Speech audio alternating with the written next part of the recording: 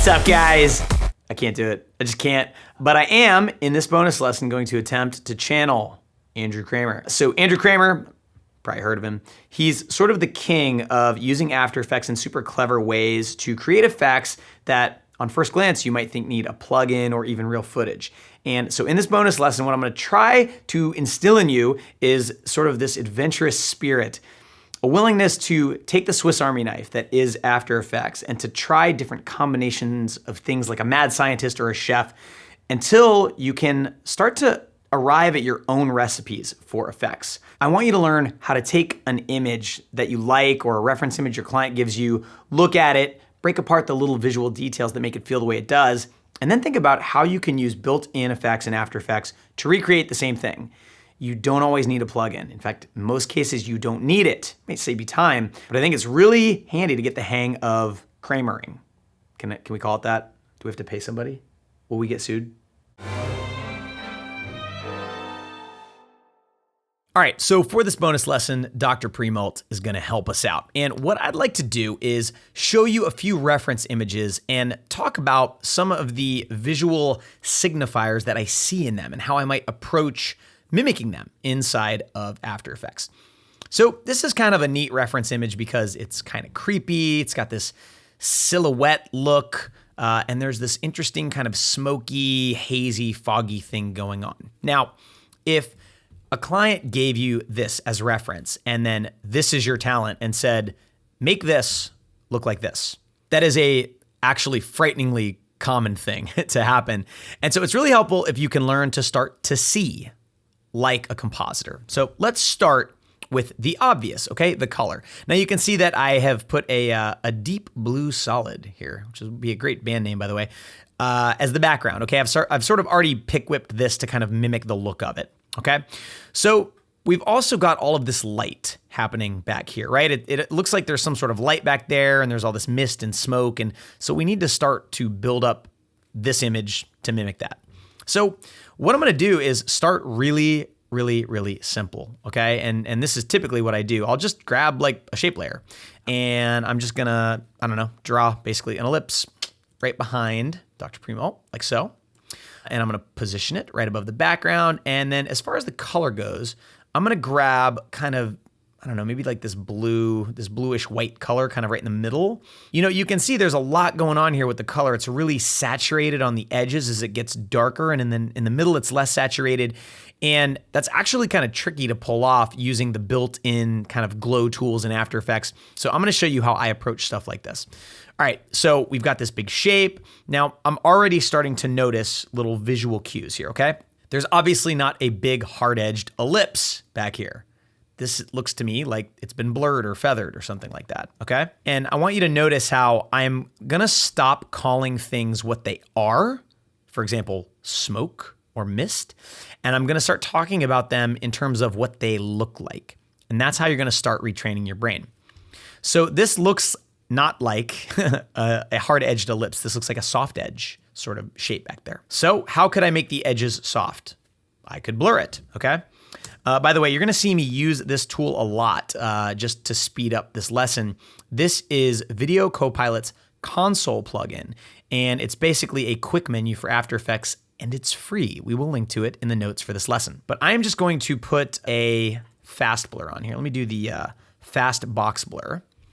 And I'm just gonna blur this, okay? So now we're getting somewhere. Now, if I zoom out to look at all of this reference here, obviously there's something wrong. It's not working yet. So part of it is this character's legs kind of disappear into the dark area down here. So I'm gonna reshape this a little bit, move this up a tiny bit.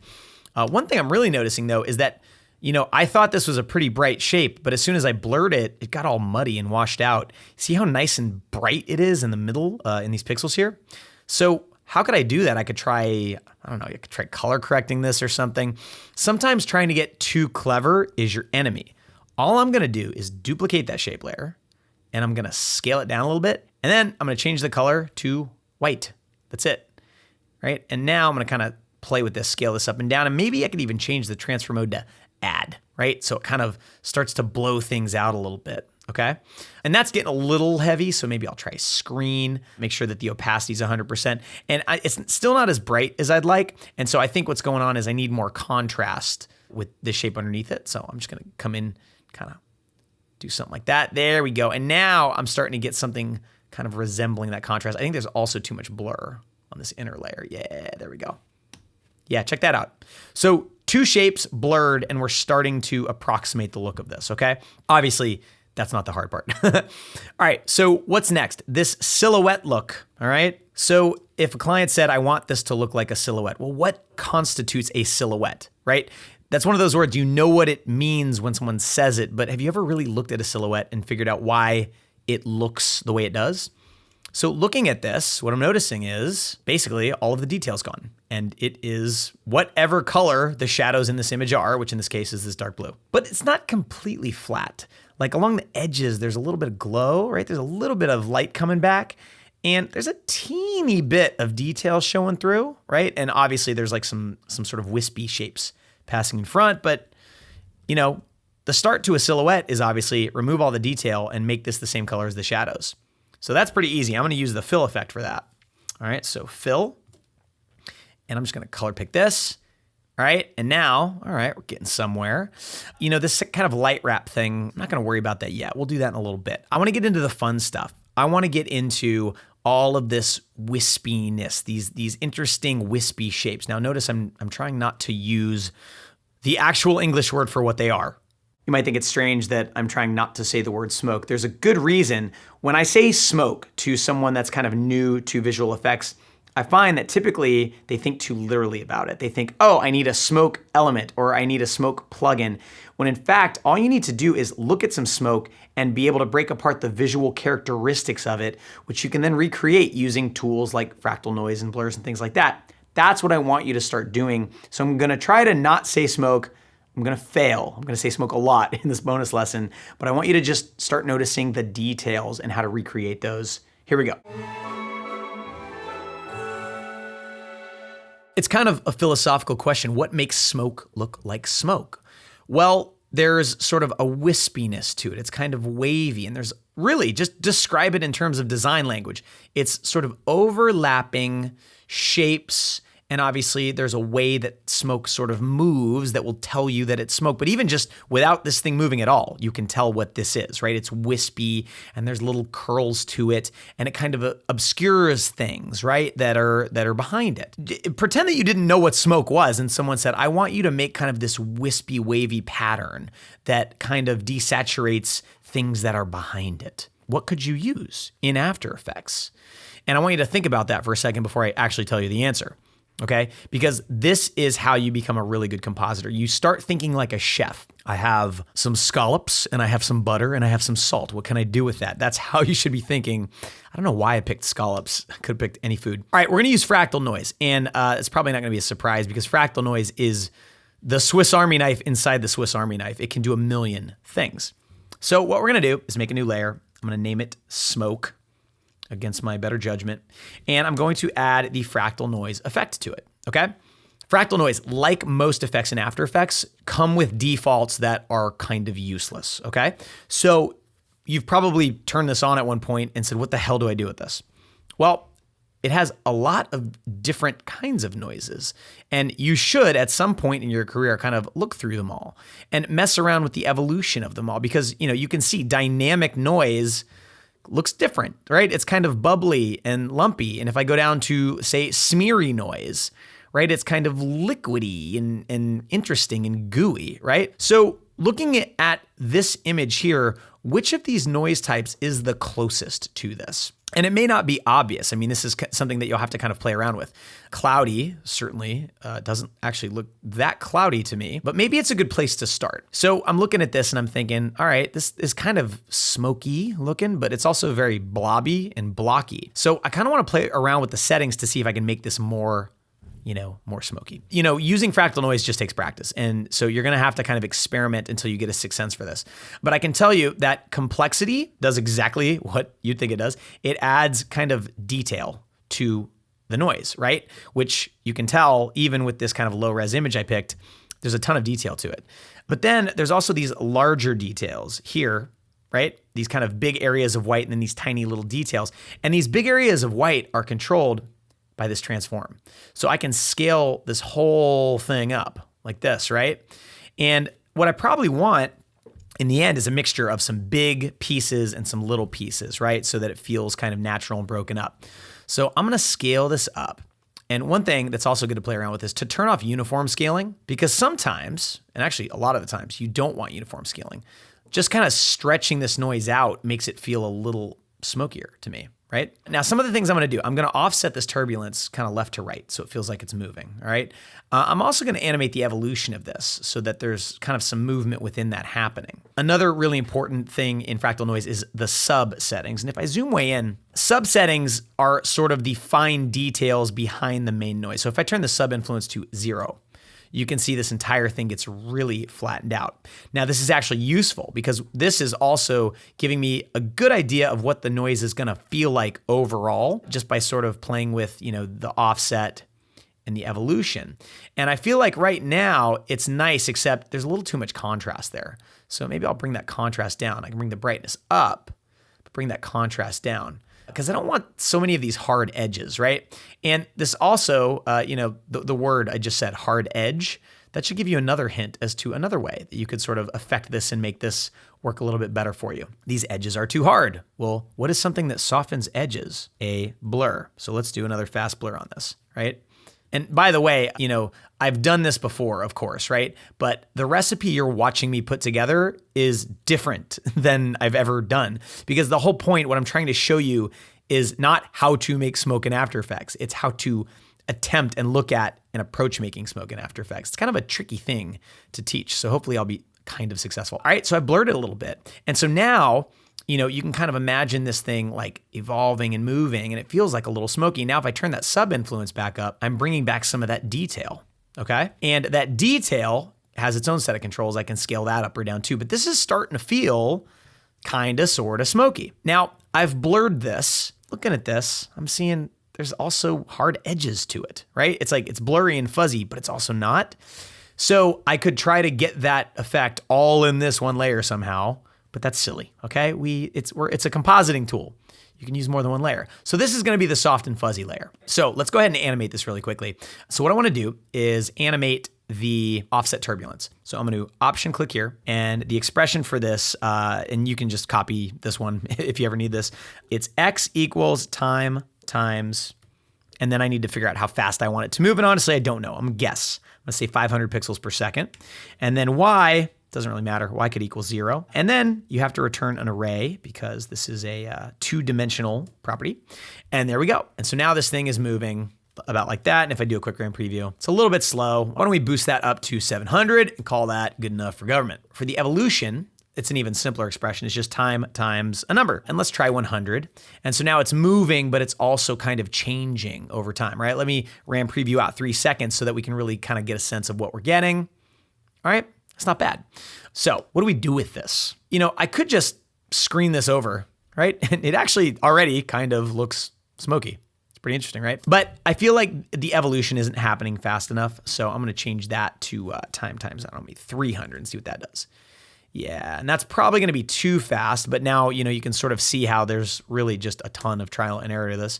So I'm going to go to 150. And then the other problem is it doesn't look like this, right? It's not how it's supposed to look. And so what I want to do is zoom in on this image and really look closely at the character of this smoky stuff, right? First of all, it's not white, it's kind of blue, right? So that's my first hint. I'm gonna need to tint this.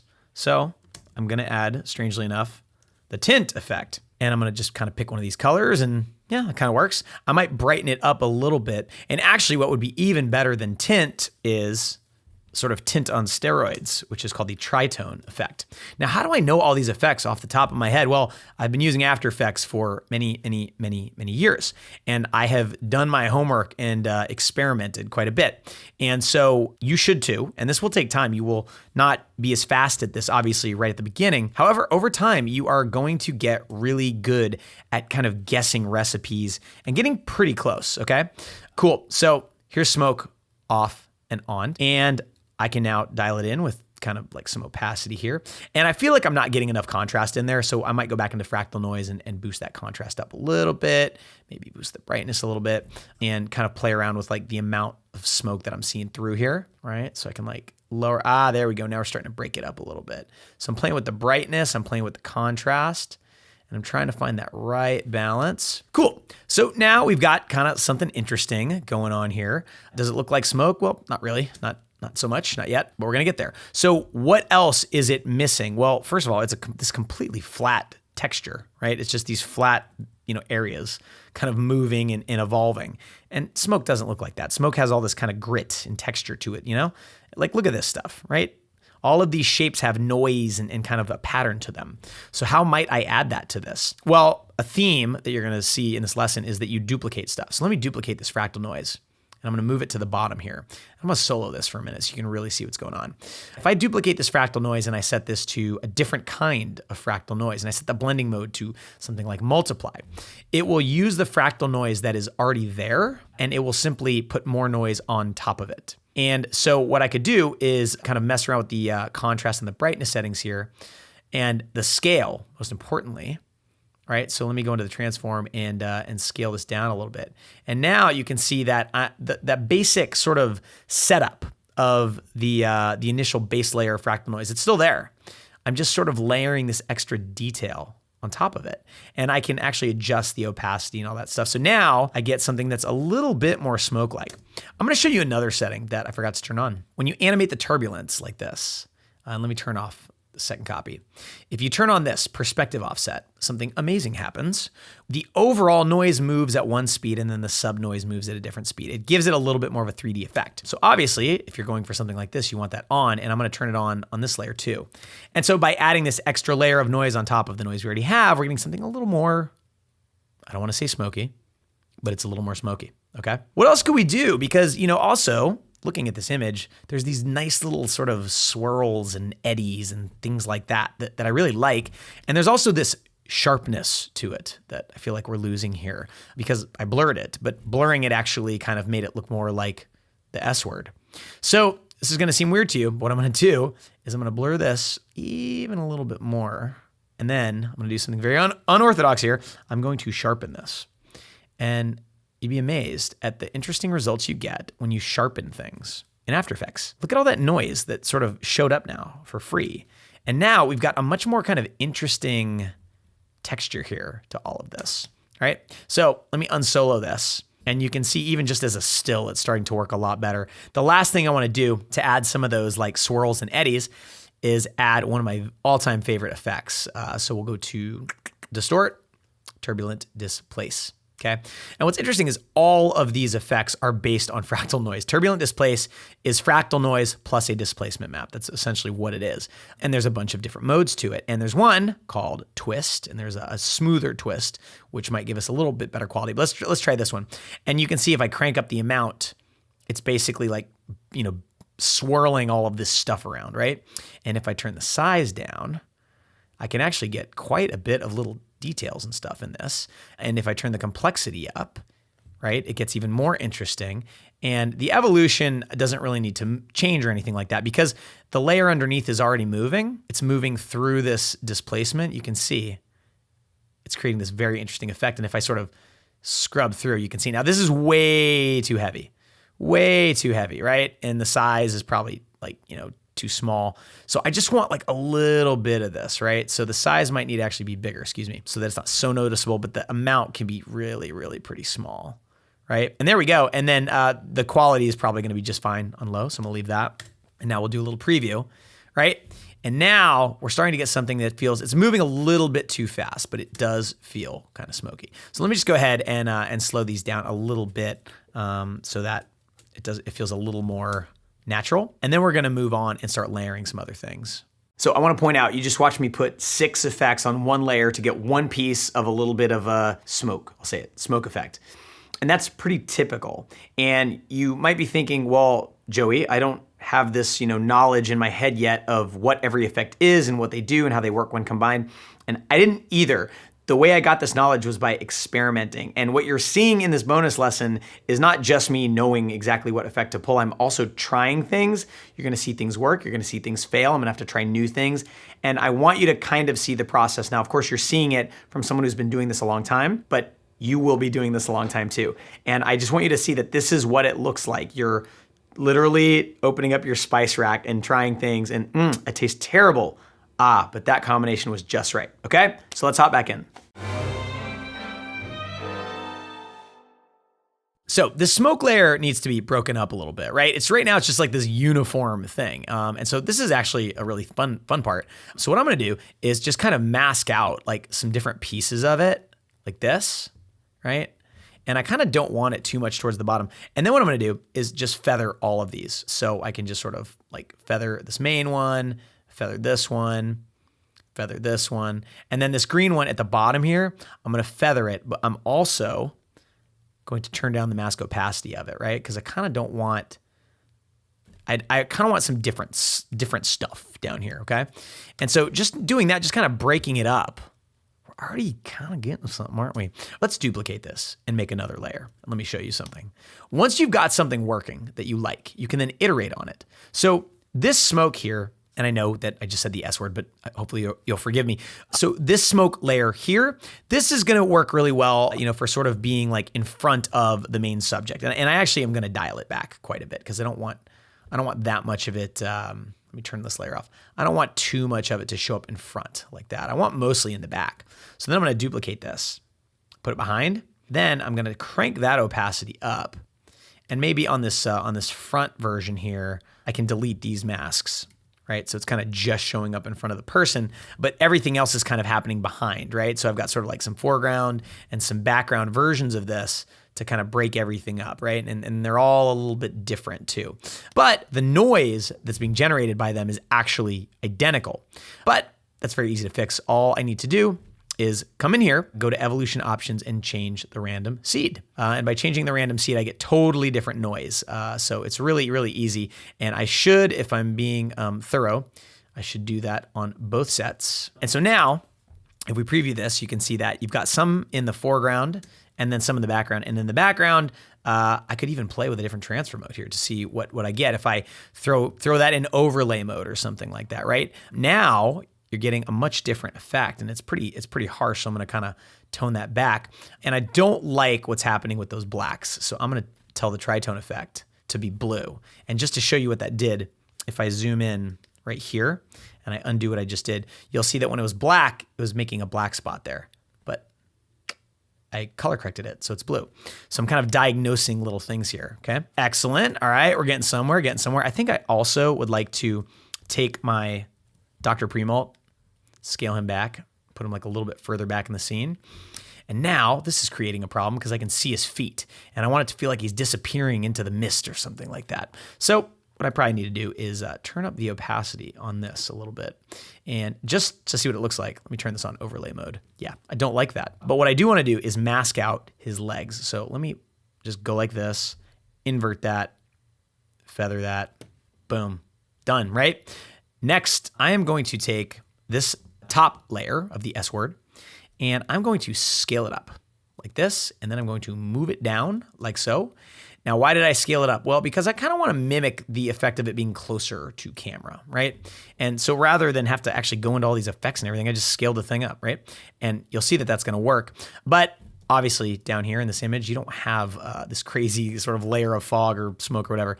So this is gonna be super toned down, like just a teeny bit, just some poking through. And frankly, I'm gonna mask it all out so that you only see it, basically right in front of Dr. Premalt. I don't want it to get too low in the frame. The reason I did that, I'm just looking over here and I'm trying to mimic what I see, okay? Cool, so now we've got this nice little base layer going on, but I still feel like we're missing a ton of detail. So now, what are we gonna do? We're gonna duplicate our layer. So I'm gonna duplicate this background layer. And I should be renaming these, by the way, so that whoever inherits this from me doesn't hate me. And so this is gonna be the detail smoke. And so what I'm gonna do for this, I'm gonna start with sort of a fresh setup here. I'm gonna delete my extra fractal noise. I'm gonna delete the sharpen, I don't need that. And I'm gonna delete my masks. because I kind of want like a base level of something going on back here. And I'm gonna change this back to that basic noise type. Now, if I turn all these off, right? So if you remember, the basic noise type normally has a lot more noise on it like this. Let me just actually reset this. If I hit reset on this effect, here we go. I'll go back to the transform, turn off uniform scaling, stretch it out like this, okay? Now I've still got that movement happening and the evolution is still happening, but now it's this much grainier thing. And if I make the complexity high, like I crank it up to 15 or something, if I zoom in and go full res, you'll see there's a lot of noise in there now. It's almost like grain. And if I crank up the sub influence, I get even more. And so having something like this in the background, I think is just gonna kind of start to help me mimic this kind of thing going on, right? So really what I'm after is like this noisy sort of detail-y thing, okay? Let's unsolo this, take a look. All right, so I'm going to turn my tritone back on, and turbulent displace I'm gonna leave off for now. I might actually just delete that. And so this is in overlay mode right now, which might be okay, but it's really causing some issues with like dark pixels and stuff. Even at like a low opacity, like it's still causing issues. So I can't use overlay mode. And so this is where literally like I'm just gonna experiment. So I'm hitting shift and plus to kind of cycle through these things. And you know, Mark has said this before, but sometimes it's all about the happy accidents, right? So that multiply mode is giving me the closest thing to what I'm looking for. And I think what I probably need to do is make the shadows not so dark. So let me just click on this and just boost this up. And I think that's gonna help us a lot. And then I can just kind of dial in the opacity. Cool. All right, and so now we've got this base layer, and I'm gonna have to start previewing at half res because I don't want you to have to sit and watch this whole thing. But you can see we're starting to get something pretty nifty going on. And what's really cool is because it's all built with just simple effects. Let's say if I don't want it in front of the head as much, I can do that, sort of spotlight, you know, that face. All right, let's do a few more things. I noticed earlier that the silhouette had this nice little kind of light wrappy thing going on. So how do we do that? So the recipe for a light wrap, hopefully by now you realize isn't really that complicated. There are one-click effects that do it, but generally I roll my own. And the way I do it is like so. I make a solid, I'm gonna call it light wrap. And I'm gonna make it a color that is like a bright color in this comp. So there we go. Then I'm going to add the set matte effect. And for the matte, I want it to use my keyed out scientist here, okay? Now you'll see it's the wrong size because I've scaled my scientist down, but this is actually taking the original size. So there's an easy fix for that. If I bring up my parenting column, which is hidden for some reason, if I parent this to the scientist while holding Option, it will immediately match the transform. And so then what I need to do is invert this matte, okay? So now I have a cutout of the scientist. And then I need to add a blur. So I'm gonna use a fast box blur, right? And so I'm blurring it. So now you're starting to see that light wrap. And then I can just duplicate the set matte effect and turn off invert. And there we go. There is our light wrap. And if I want less light wrap, I can dial it in with this blur. I might change this to add mode, which will make it glow a little bit more, which is kind of cool. And I can also change the color because it's feeling like a little oversaturated. So what I might just do, just to make this easy, is hue and saturation, bring saturation down. Trying to get it a little more tealy. And then I don't want it on the feet. So I'm gonna just kind of mask it off here. Feather that, boom, okay? And then I can dial that in with opacity and try to match my reference. Cool? So we are getting close, people. Now, here's another thing that I still feel like we don't have, which are these really hard edge defined wisps. There's no wisp effect in After Effects, unfortunately. And so how might we accomplish this? Well, I'm gonna show you another trick. So let's call this the wisps solid. And we are gonna use another effect that is not very common. It's in the generate menu and it's called cell pattern, okay? Now, cell pattern just creates these interesting little cell patterns. There's different ones. And so this is another great place to go and look for anything sort of organic like this. You can sometimes find a good starting point with these weird effects like this, okay? And so looking at I think the crystals one, either crystals, let's look at bubbles first. Now, at first glance, this may seem completely useless to you, okay? But to me, I see potential. I'm gonna click invert. And now we've got these nice white outlines, but they're super small, right? So obviously the size is gonna have to be bigger. there's some interesting settings here. This disperse, if you turn it to 0, it just creates this grid. If I crank it up, now it's completely random. There's also evolution here, but I don't know if we really need that. We probably do need a little bit of it, but the size is the main thing.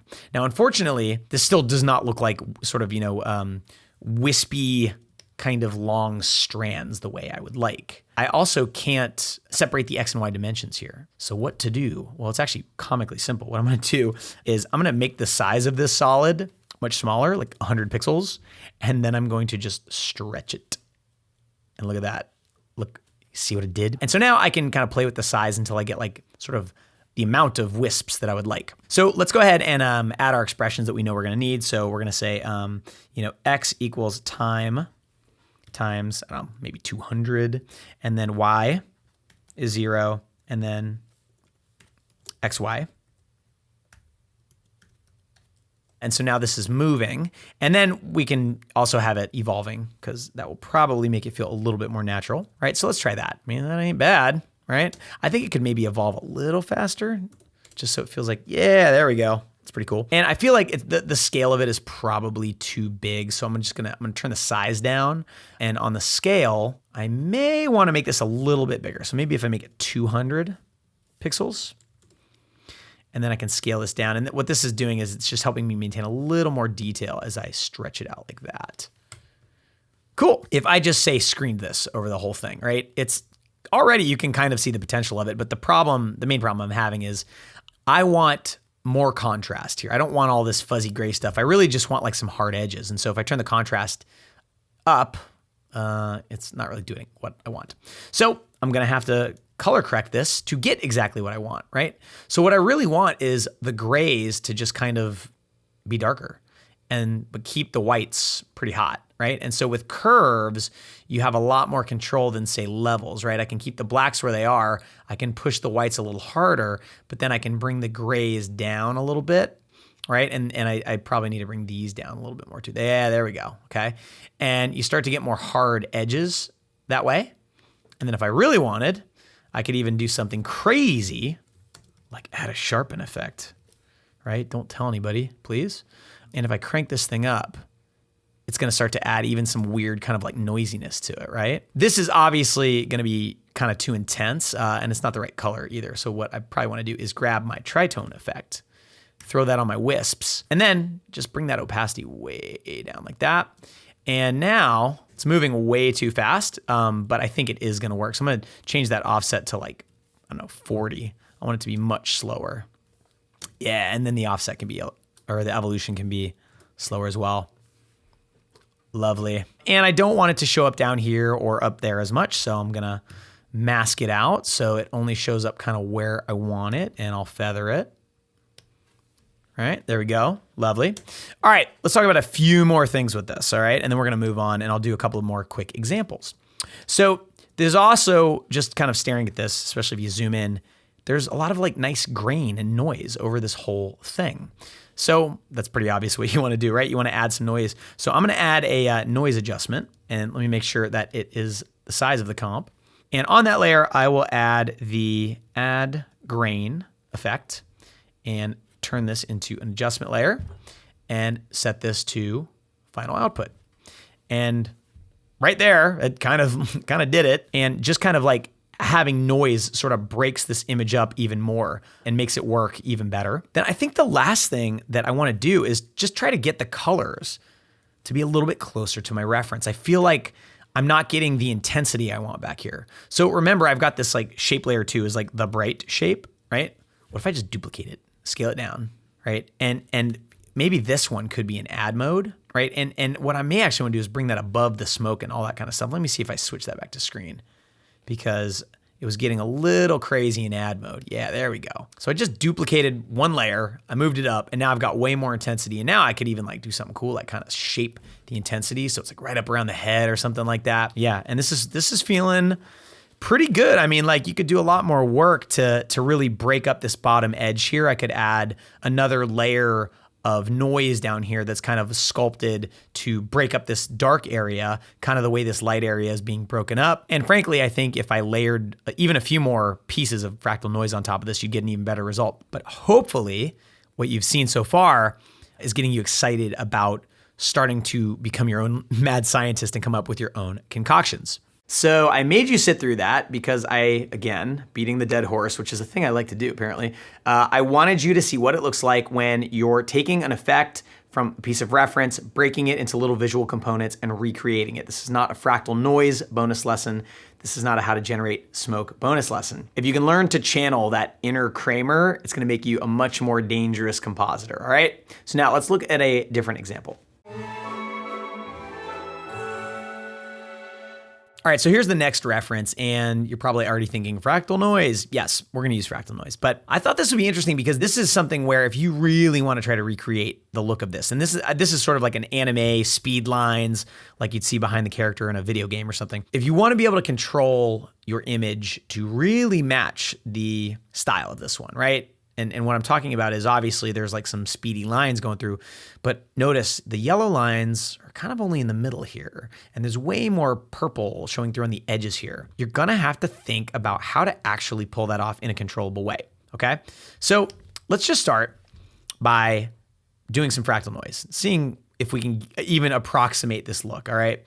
Which of course we can't. So I'm gonna make a new solid. I'm going to apply fractal noise to it. And I know I'm gonna have to stretch it out scale-wise on X to get these sort of like thin lines like that. And I mean, geez, we're like almost there already. And I'm just gonna kind of like scrub this through on offset turbulence to kind of get a sense of, yeah, I think that's gonna work, right? Once you've used fractal noise a few times, you just start to see it everywhere. It really is like everything is fractal noise all the way down. So now I can play with the contrast, right? And I can play with the brightness. And what's cool is, using this brightness is gonna let you sort of reveal or hide more of this fractal noise, okay? See where I'm going? See where I'm going with this? All right, so let's start with a base layer. The base layer, I think it's just this dark purple color. That doesn't even need to be fractal noise. So what's the next layer of noise that we're gonna need? Because I'm thinking that the easiest way to do this is gonna be each color kind of gets its own layer, right? And so I think the next layer is kind of this reddish one. It kind of gets dark in here, right? Like there's this dark red, but all these streaks are kind of hot pink. So let's try that. Let's go ahead and turn this back on and add a tint effect, right? And then pick that red color. And then I could screen that on top, right? And stick that back there. And I'm gonna want to animate it, but I'm already seeing a problem. The problem is if I have to screen this on top, then my colors are gonna get messed up. So what I actually need to do is knock out the black. Now, how do you do that? I'm glad you asked. This is where, learning about channels, the way Mark's taught you in this class, and even the bonus lesson back in the first focus week about using a node-based compositor, that experience is actually where the idea I'm having came from. What I'm thinking is, this is the alpha channel I want, okay? Well, currently it's not the alpha channel. If I hit option 4, the alpha channel for that is all white. This is just an RGB image. But I am aware that I can shift those channels around and make this the alpha channel. Now, how do I do that? With the shift channels effect. So I'm gonna tell it to take its alpha from the luminance, and then I'm gonna turn everything else full on, meaning white. And now when I tint it, it looks the same, but watch this. I turn on the transparency grid and all of a sudden I can see through it, which means it can be in normal mode, which means I can match this really well, okay? And because this is on its own layer, right? For example, I'm noticing that at the edges here, you're kind of not getting as much noise, right? You're getting some, but not as much. So how could I possibly do that, right? Because I don't want to mess with the fractal noise settings. I like what I'm getting. I just want sort of fewer strands up here. It's gonna be kind of tricky. Well, I'm trying to think. I'm thinking, and I want you to think too. All right, here's what we're gonna try. I wanna see if I take a levels effect and I set it into alpha mode, stick this here. If I crush these blacks, see how these lines kind of go away, right? Especially if I play with this gamma here, right? I can drastically affect sort of how many, and I can even kind of kill the whites a little bit so that they're kind of like even fainter. So if I turn that on and off, you can see that this is a way that I can sort of control how many of these things I'm seeing. I don't want the whole thing to look like this, right? I only want the edges. So fortunately, After Effects has a feature where I can draw a mask like this. And then I could invert that mask. And then down here on that levels effect, I can click the compositing plus button. And now that levels effect only shows up where that mask is. And I can feather that mask. And now we're getting something closer to what we're after, okay? It's still not perfect, but it's kind of helping. So I think what we're really gonna need to do is actually create another layer that's gonna cover up some of this with purple. So this is sort of a pink noise right here. I'm gonna duplicate it, and I'm gonna call this purple noise. And the idea, let me turn this pink layer off for a minute. Let me delete this mask for 1 second. So what I'm gonna do is I'm gonna change this color to the actual background color of purple.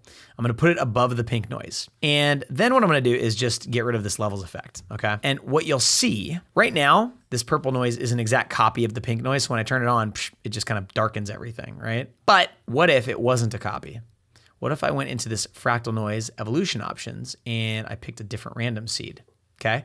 So now what's happening is this purple noise is breaking up the pink noise. And I can control where it breaks it up. So if I don't want it to break it up anywhere except the edges, I could draw a mask and invert it and feather it.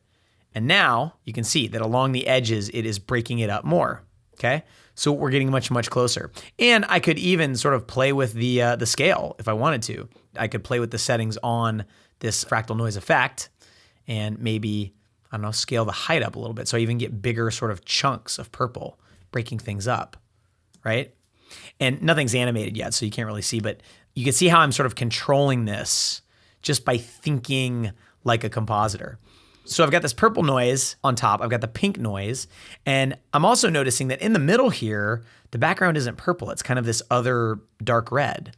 So why don't I duplicate this solid, and just to make it easy, add the tint effect, and I can just map both of those to the same color. But then I can just draw a mask, feather it, and now I want these yellow streaks, right?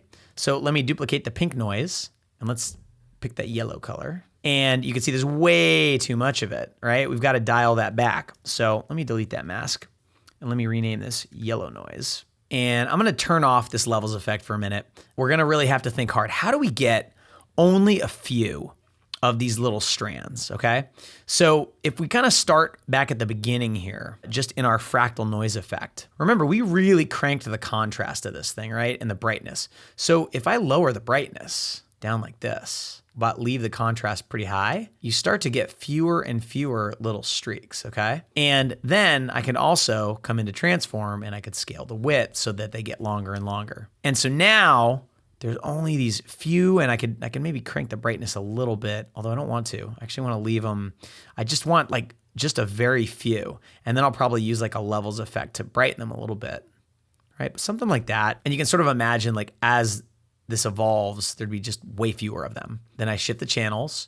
In the levels, let me reset this for a minute. If I try to boost that alpha, I'm gonna kind of brighten those, and they'll be a little bit, you'll be able to see them a little bit easier, which is gonna be nice. And then there's my tint effect, and there we go.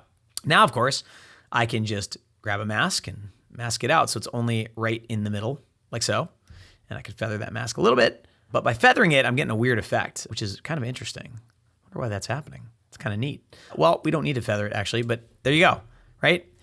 We've basically rebuilt this, and it's totally controllable. And you can see there's a little bit of yellow up there. The yellow is kind of showing through a little bit, and there's a little bit more red there. So that purple noise, what I could do is kind of like tone it down a little bit, like just play with the opacity.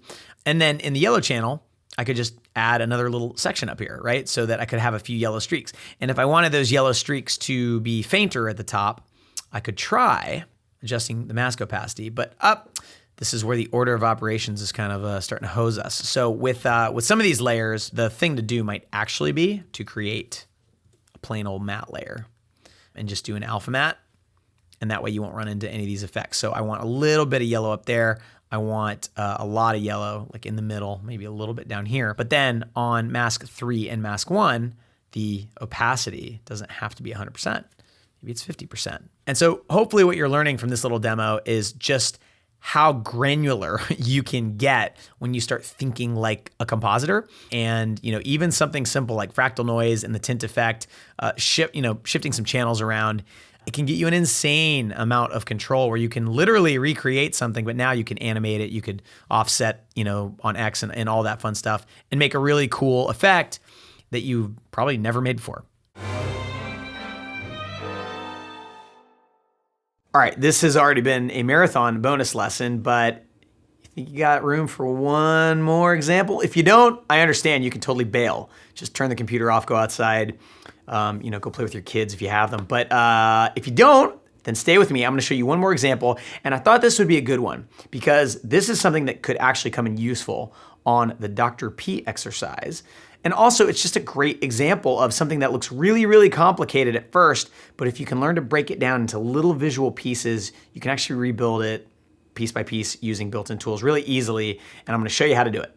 All right, for the final reference, I found this really cool image with this crazy glitchy effect. And looking at this, you might not even know where to start. I mean, there's so much going on here, and it can be kind of daunting. If a client gave this to you as a reference, you'd probably say, all right, what plugin is this, right? And in truth, you probably could get pretty close with a few plugins, but here's the secret. You don't need them. You can do this yourself. So how the heck do you approach something like this? All right, so let's start with the basics. So we've got Dr. P. Let's just zoom in. And what I want you to do is just notice what makes this image look the way it does. So there's obviously these glitches, okay? This sort of digital glitchy thing happening, but don't think of it like that, okay? It's not a glitch. What is it?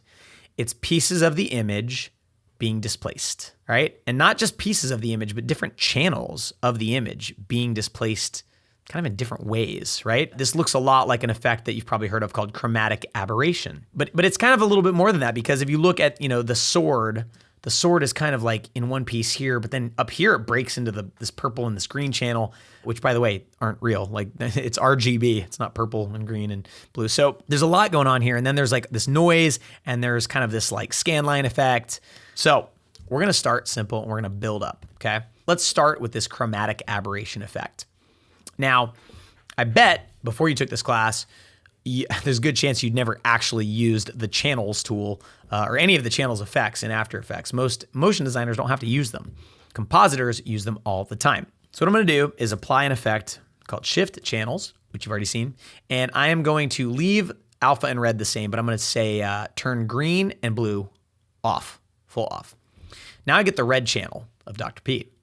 So why don't I call this red? If I duplicate this and rename it green, I bet you can guess what I'm gonna do. I'm gonna turn the red off, but turn the green back on. And then I'm gonna duplicate this and call this blue. And I'm gonna turn green off and turn the blue back on. So now we've got red, blue, and green versions of Dr. P. And if I turn the top two layers to screen, look at that. We have rebuilt Dr. P, except there are now 3 channels.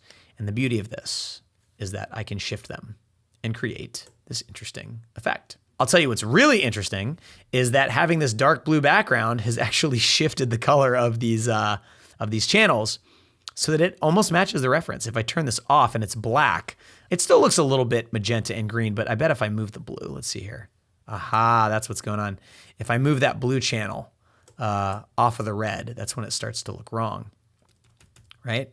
So I'm gonna have to be very careful about where that blue channel goes. So I'm not gonna move that too much. Okay. So look at that. I mean, just there, we're already starting to get that chromatic aberration effect, okay? So that was a pretty simple thing. However, you may notice now, his face is all messed up. It's kind of sad. And somehow, in spite of having chromatic aberration, this image has a ton of sharpness to it. So how could we get some sharpness back on Dr. P? Well, first thing we could do is pre-comp and add some sharpness. So I'll just add a sharpen effect. Just crank that up. Whoa. Look at that. That's too much. But if I crank it to maybe like 50, it's helping. We are getting some sharpness back, but I don't think that's gonna be enough. So what I'm gonna do is I'm just gonna make a copy of this and I'm gonna call this sharper.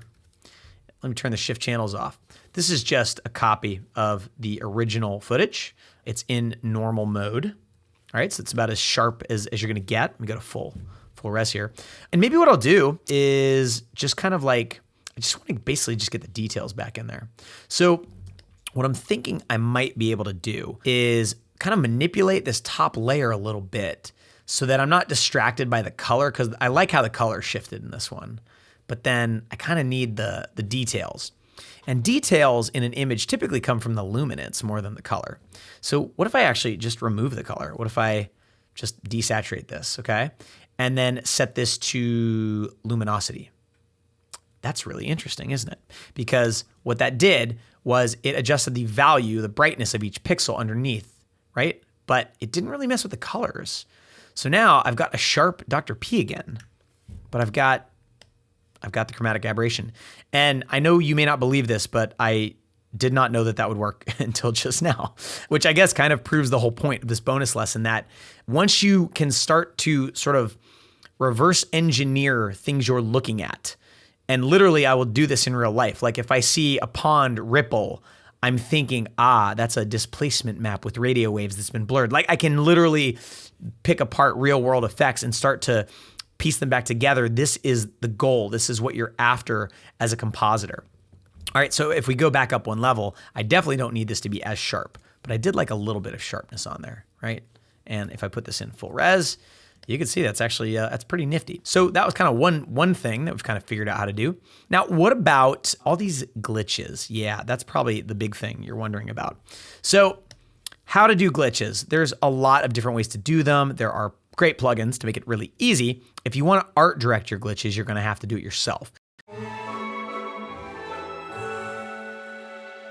It is totally okay, by the way, to just Google how to make a glitch in After Effects or any other effect if you don't know where to start. Knowing what you know now, especially once you're done with this class, all you're gonna need in most cases is a little breadcrumb to get you started, and then you're gonna be able to figure it out the rest of the way. Do not feel bad. Do not feel like you have to know everything. It's all out there on the internet and YouTube. Half of it's probably on School of Motion at this point, but don't be afraid of looking to the internet for a start. So if you do Google how to do a glitch in After Effects, most likely Andrew Kramer will pop up. And what he will tell you, like most people, is that you're gonna use the displacement map effect, okay? Here's how it works. If I just apply it to Dr. P, so I'm gonna put the displacement map effect on him. And what this effect does is it moves the pixels of an image around, left or right, up or down, and it does this based on something, right? On either the image itself or on another layer. And in this case, I want it to be another layer. Now, looking at the shape of these glitches, you can see they're very geometric. It's like little blocks have been ripped off of this image. So I need to somehow generate a bunch of random blocks. Now, what effect might do that?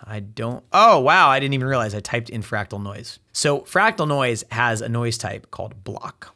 Look at that, isn't that cool? Once it's in block, it doesn't really matter what the actual fractal type is. I mean, you can kind of play around. You might get some interesting effects. And actually that max looked really neat. I've never done that before. Let's leave it there. Now, let me just demonstrate what this is gonna do now. If I bring this to the bottom of my comp, I can turn it off even. And on that Dr. P layer, I'm now gonna set the displacement map layer to fractal noise. And I do need to change this to effects and masks. So now it's using the fractal noise effect. Now I'm gonna turn vertical displacement to 0, and I want it to use the luminance of that layer. Now watch this. If I crank this, you see how it spreads out the image. And if I turn on the fractal noise, you'll see, like so, that it's doing it sort of along these blocks, okay? So that's really cool. That's very helpful. This isn't working exactly the way it needs to, of course. Right now, it's kind of spreading Dr. P apart, left and right. I just want to kind of blow all the pieces off to the right like this thing. So how could I control that? Well, if you think about it, how is that displacement map effect working? It's looking at the brightness values of the pixels, and it's saying, okay, well, if it's white, I want to push it one way. If it's black, I want to push it the other way. If it's gray, I don't want to push it at all. So what I want to do is make sure that none of these pixels are past that gray point. Easiest way to do that would be with levels. So with a levels effect, first thing I can do is I can get a little more contrast out of this, which would be kind of nice, right? But then I can set the black point, right? The output of the black to right in the middle. Now, we are in 8-bit mode, so black and white only go to 255. So I want black to be half of 255. I can't do that in my head, so I'm just gonna type in 255 divided by 2. After Effects does it for me. Beautiful.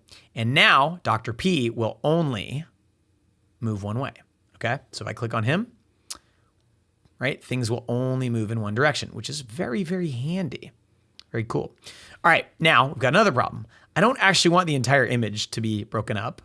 And looking at our reference, it kind of looks like some of the channels are shifted differently in different spots, right?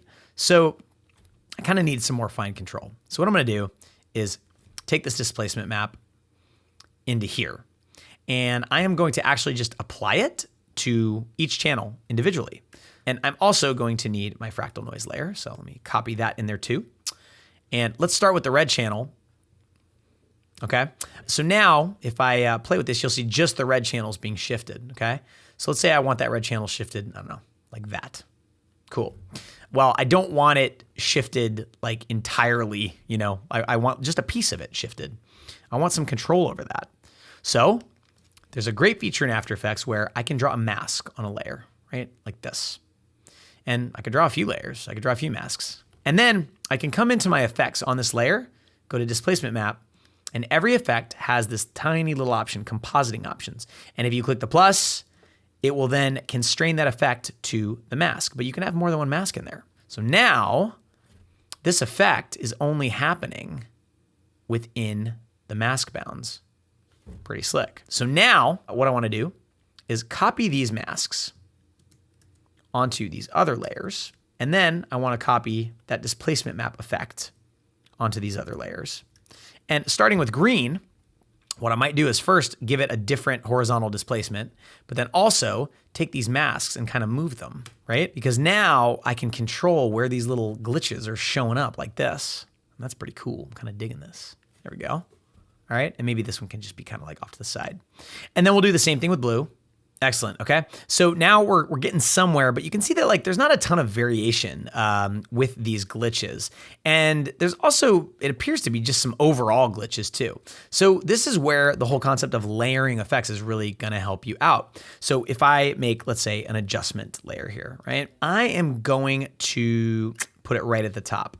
I'm also going to duplicate this fractal noise layer, and I'm gonna call this fine noise. And in this layer, what I wanna do is turn the sub settings up a little bit more to get some of these finer little details here. And then I'm gonna turn the overall complexity up, which I don't know if it's gonna do much in block mode, probably nothing, but I'm gonna scale things down, okay? So I get a lot more of these little dots like this. The reason I'm doing this is because now on this adjustment layer, I can add my displacement map effect. I can set it to the fine noise layer, and then I can turn it to luminance and start pushing some of these things out, right? Now, of course, I don't want it to push the whole image out. I just want little pieces of it, right? Just little things like this. And in this case, because it's an adjustment layer, I can actually just kind of constrain it to little pieces like this, just by drawing masks. So you can get these little glitchy kind of pieces like this. And I think that there's kind of too much happening there.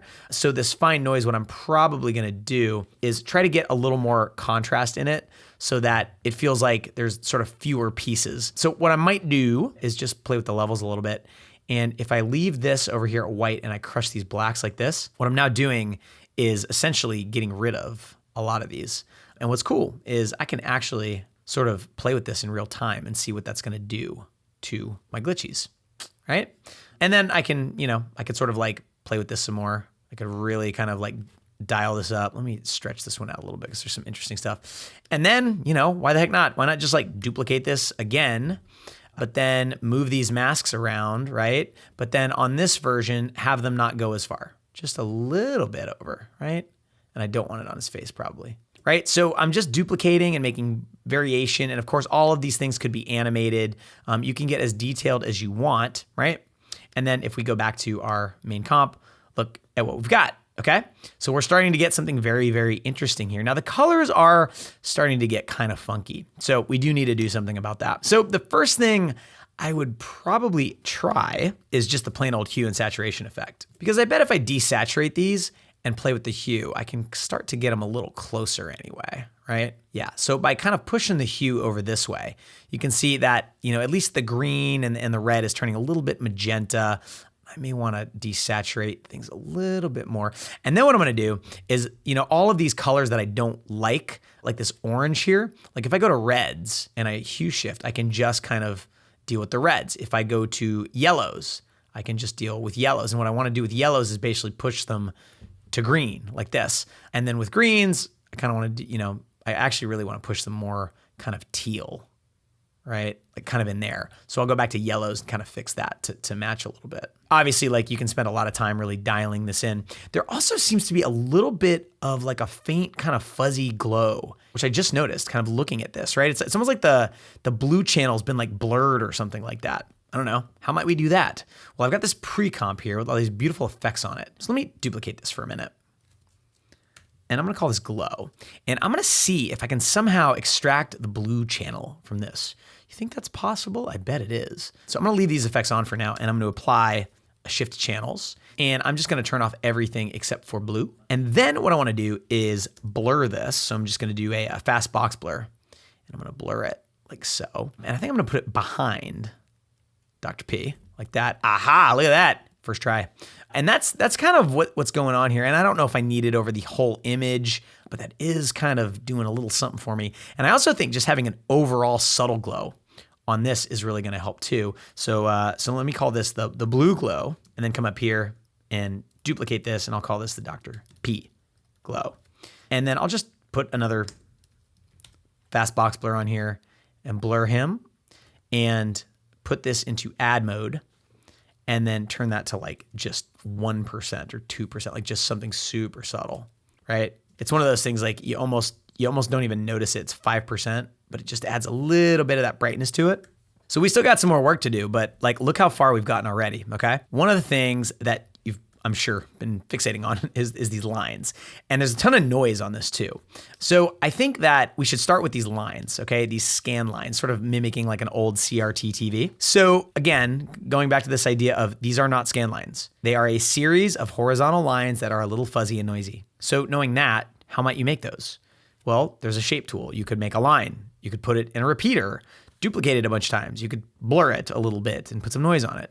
There's actually an easier way, but I just wanted to kind of point out that you don't have to think so literally. Just think in terms of what does this look like? So what I'm gonna do is just make a solid like this. And again, going back to my deep knowledge of the effects and After Effects from years of experience, Venetian blinds pops into my head because literally it just makes lines like this. It's one of these effects you'd think, I will never use this. Why the hell would I? Well, this is why. Scan lines. And so I'm going to adjust the width and the transition completeness kind of to taste.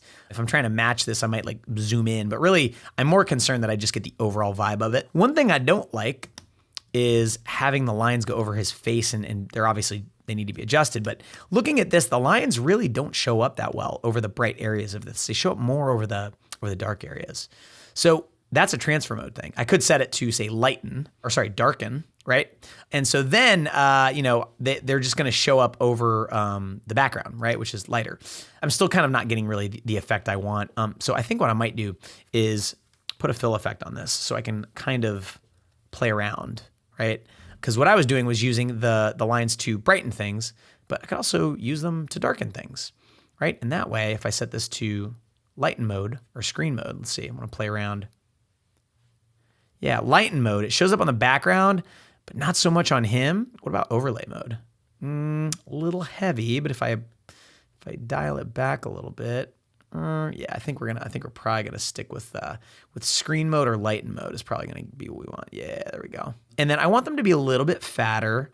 They are definitely too sharp right now, for sure. To fix that, that's an easy one. We're just gonna put a blur on that, and we can just blur it vertically by, you want to barely touch it, like, even like 0.1 pixels is going to do it. And then we want to add some noise to them, just plain old noise, because they're really kind of crunchy looking at this. So noise HLS just adds noise, but it lets you be very specific. Are you creating hue noise, like the colors are changing, lightness noise? In this case, I just want lightness noise. And looking at it, you can see exactly what it does. And actually, I now think that this might be a really cool thing to do.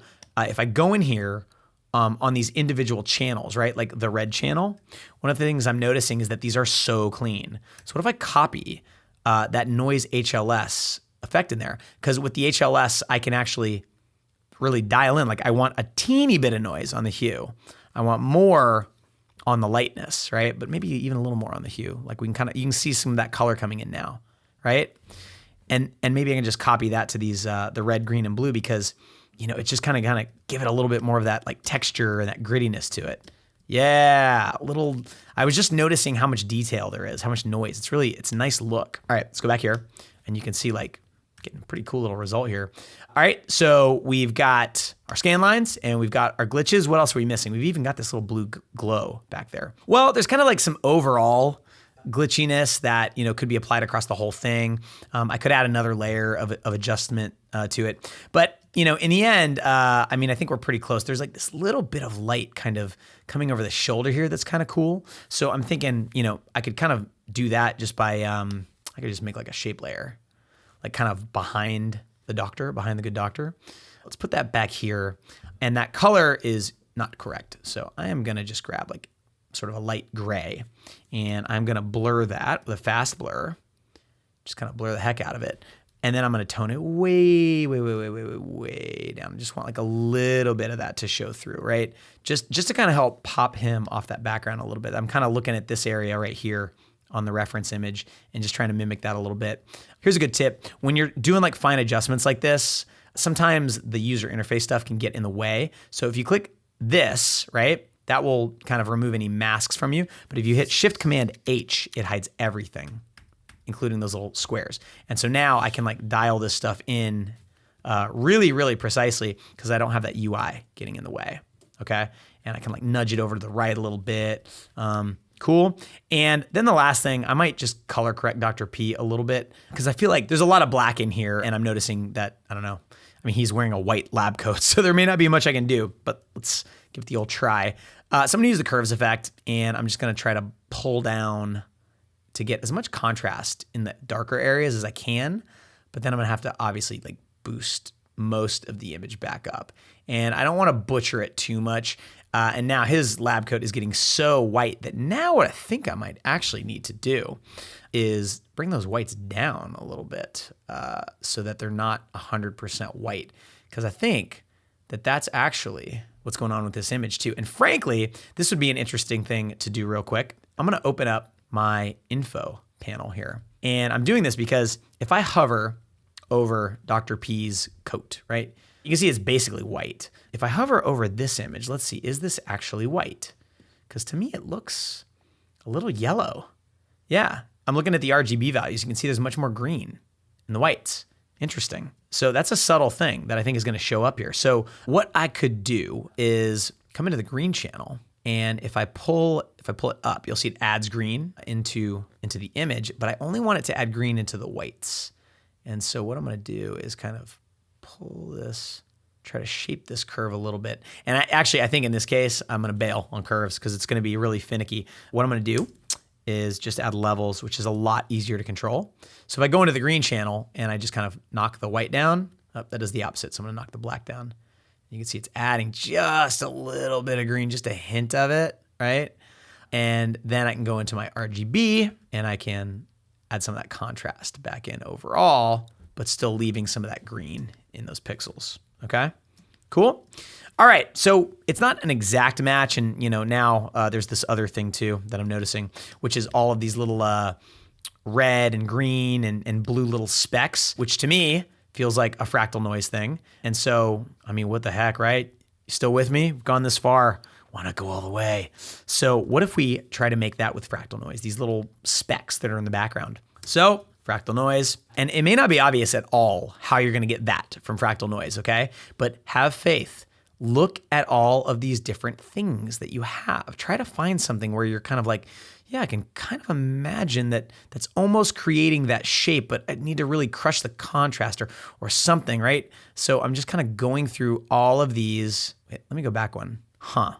Maybe. Sometimes when you're not sure, crank the contrast up. Lo and behold, look at that. Crank the contrast up, bring the brightness back a little bit. This one's promising. This one is promising, all right? I'm gonna reset this. So that was smeary. Let's look at some of these other ones. Let's look at terrain. No, we could also look at the basic one. The basic one might, if we crank it enough, we might be able to get little shapes like that. And actually, to be honest, I think you're kind of there. That's basically it. And then by adjusting, sort of the ratio of brightness to contrast, you can have more or less of them and you can make them smaller. I want them pretty small like this. because I can always duplicate this and add more. And what's great about this is you can animate this, but I don't really need to. What I now want to do is use that same shift channels effect that we did on the anime lines so that I can basically just use normal mode and apply a color to these. Now you know that trick too. Shift channels, we're going to take the alpha from the luminance, everything else is full on. And now we've got those specks. And then if we fill those specks with what appears to be just red, green, and blue, maybe a little desaturated or something, but no big deal. Let me just kind of stick those way in the back here, right? So then you've got your red specks, and then you've got your green specks, and the green ones obviously need to be green, but also they need to be in a different position than the red ones. Otherwise you won't see any difference. So I could pick a different random seed. Pretty straightforward, right? And now we got some green ones, and then we got some blue ones, and I'm kind of like quickly just doing this instead of being precise and eyeballing these colors and stuff. Hopefully you see the point here. This is all completely doable with the built-in tools. And then, I might dial those back a little bit because they are a little crazy. And now kind of looking at the, looking at this one, I mean, these scan lines are just so much more apparent.